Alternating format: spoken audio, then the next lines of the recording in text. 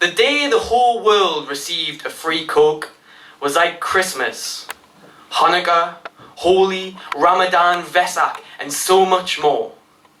Because all religious scholars stopped arguing.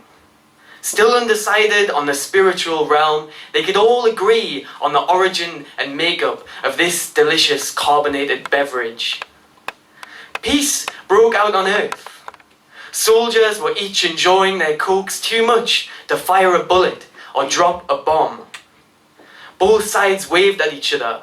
Bottle in hand, they began to dance. Leaders from the Muslim and the Western world met in a summit to share a glass with ice. Palestinian figureheads still demanded their identity in the face of colonization, but admitted Coca-Cola was much more than a mere Western commodity. It was as life-giving as water, and exactly as non-partisan. The people of the world took the day off to celebrate, because if there's one thing better than free Coke, it's free Coke and world peace. The people of the slums rejoiced, for the free dose of artificial Spartans would surely bring them closer to the end of their miserable lives, while the rich, still unwilling to help, marvelled at the utilitarian nature of it all. The Queen had a Coke, while a beggar had a Coke. Obama had a Coke, while an orphan had a Coke. Truth be told, there was a little too much Coke to go around. Some citizens passed away too soon to drink. The diabetic, though mercifully grateful, passed the gift to loved ones. So in sunstroke corners, children filled their water pistols. It ran in rivers down crowded city alleyways, and thousands bathed in sticky sweet Anastasia. But it was not that easy. You see, the following day, opposing sides were weary. They'd all enjoyed the festivities, but they hadn't actually solved any particularities.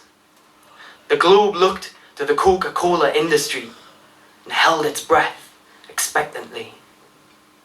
But in a public statement, Matar Kent explained, "This was only ever an advertising campaign. I can't be expected to give out free Coke every day. It's just not practical. I've got my own bills to pay. Granted, this gimmick has kept disagreement at bay. But I can't be held to blame if the rest of the world can't carry on this way." Alas, there was no excitement in buying a Coke. So disappointed soldiers went back to killing, philosophers to arguing, and workers to working. But they each agreed it was the most peculiar free sample they had ever received.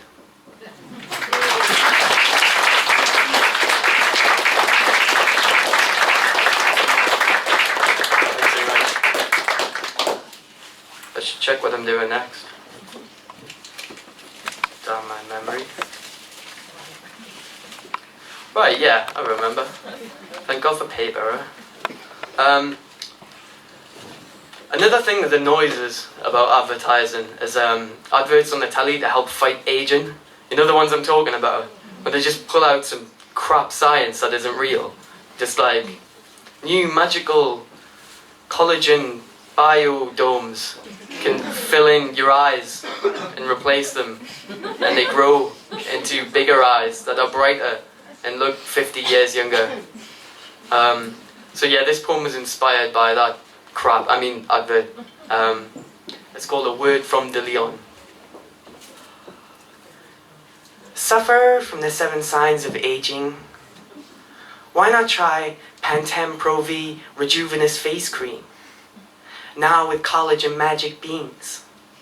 Scientifically proven to fill the cracks in your face, drying as smooth and firm as concrete. Bottled in Florida's ancient fountain of youth, Pantene guarantees 100% proof. Simply rub on 3 times a day, constantly chanting the Lord's name and avoiding all sin, which is a true source of old age. You'll notice the effects right away. No need to hide your face in every mirror. It will be replaced by someone so similar to a celebrity, you will have to fight the urge to stop watching TV. Because aging with grace is so last century. Why conform to the circle of life? Fight decay at the roots before you mold into a timeless dust with Pantene Pro V Rejuvenous Face Cream.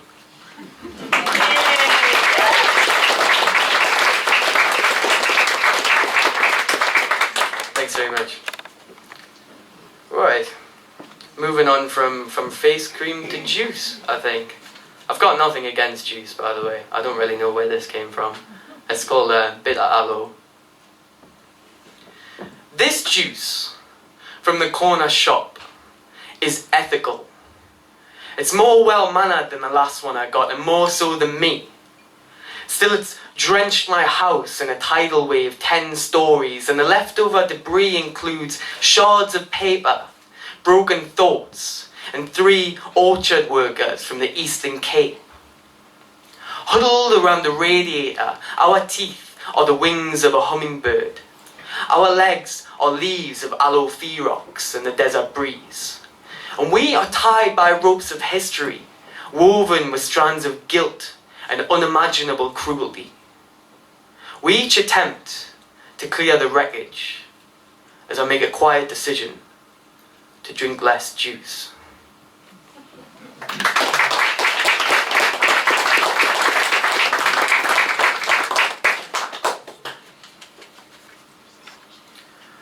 Right, I think it's time for a little bit of a song. I had a conversation with my friend a while ago about the BMP. And I love the BMP, not because I think they're good, just because I think they're kind of funny. I love the fact that they use history, but they don't trace history very far back. They're like, oh yes, this is British, and it's always came from Britain. We're talking about, you know, the further back you trace anything that's British, it all comes from like foreign places. And it just kind of defeats the whole argument, I think. And in honour of the conversation, I wrote this song. It's called the BMP Anthem. St. George is not a friend of mine. He came over here from Palestine, an immigrant, and that's a fact. Shape the fucking bastard back. I do not care for the dear old queen. Our family are from Germany, and the state see to her every whim. Let's set fire to her bin. And foreign food, you're having a laugh. I don't eat shit like pie and mash. Imported here from ancient Greece. I wouldn't let it pass me teeth. So let's make Britain ours again, without all of the foreigners in. Let's take back our country's theft, until there's only us lot left. Hey!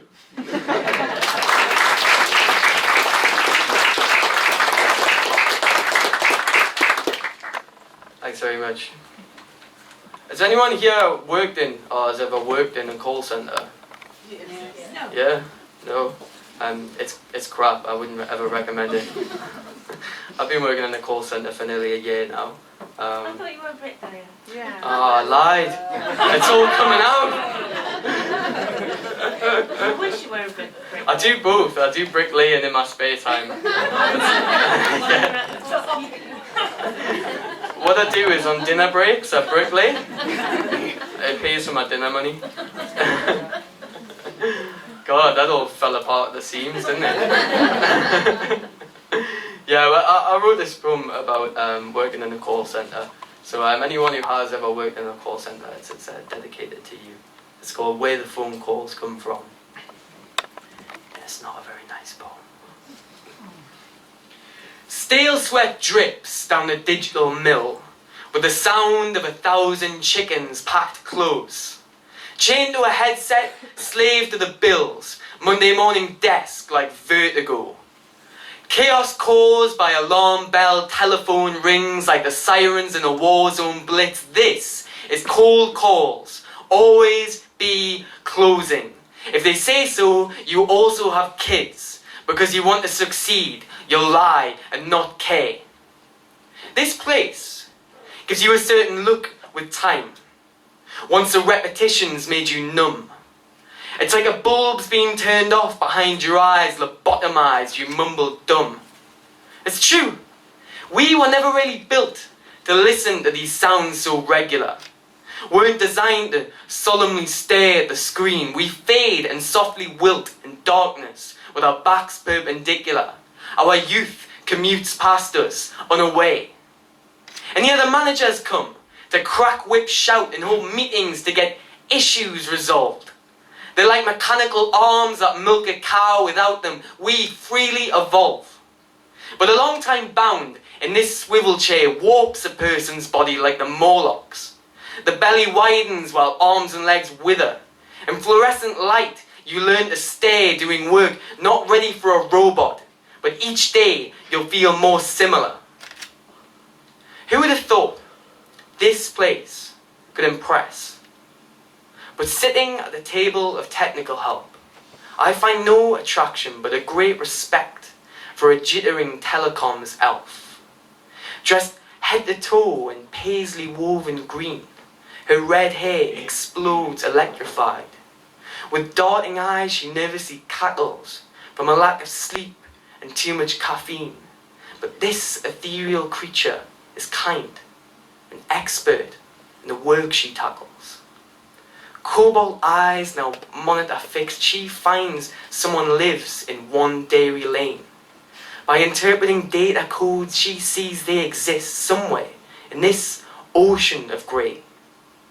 Fingers composing on the keyboard, her hands become translucent blurry, changing ADSL on PSTN, swapping IPs and DPs to accord, conducting a bureaucratic symphony until this movement comes abruptly to an end.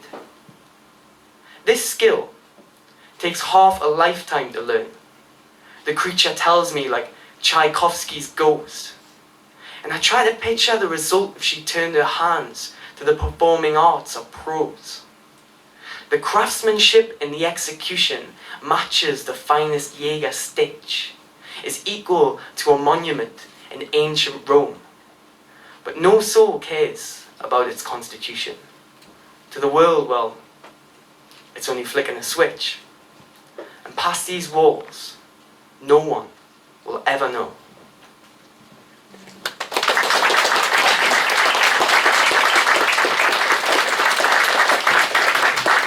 Thanks very much. Alright, I'll do two more for you. I got time for two more, don't I? For two? Maybe one? I'll go for one. I'll go with a bang. This isn't, this is again not the most pleasantest of topics. It's about Rowan moat. I'm sure you've all heard about it, so I'll just go into it. It's called Moat. They had to admit, it made it hard for even professionals to say where he was hiding in those last few days. Even though they called in a plane from Afghanistan, despite its hypersensitive lens searching for a worn-out ex-bouncer in the same clothes as 3 days ago. A scorched circle in the Northumberland woods, where he'd sat the night before scribbling page after page after page by firelight, trying to make sense to himself. Suddenly, this whole miserable rock stood still. Every self-righteous Times reader, every couldn't give a shit kid up past 10 o'clock, put down their mugs and glasses snug on the sofa indoors, sat open-mouthed looking north like it was Independence Day. Viewers, please be warned. The night vision flare on the screen, its muddy green portrait, couldn't capture a tear as it trickled down his cheek. The midnight mist on a blade of grass. Couldn't capture the feeling of his mind racing down a motorway, signs whizzing past too fast to read while he stood alone, surrounded on all sides by something thicker than blood or water. The police are manipulating the media deliberately, he wrote, and vowed to harm members of the public for every inaccuracy perceived. Or so said the BBC. But he only harmed himself for the final one. Whether their taser was fired before or after his gun. Cheers.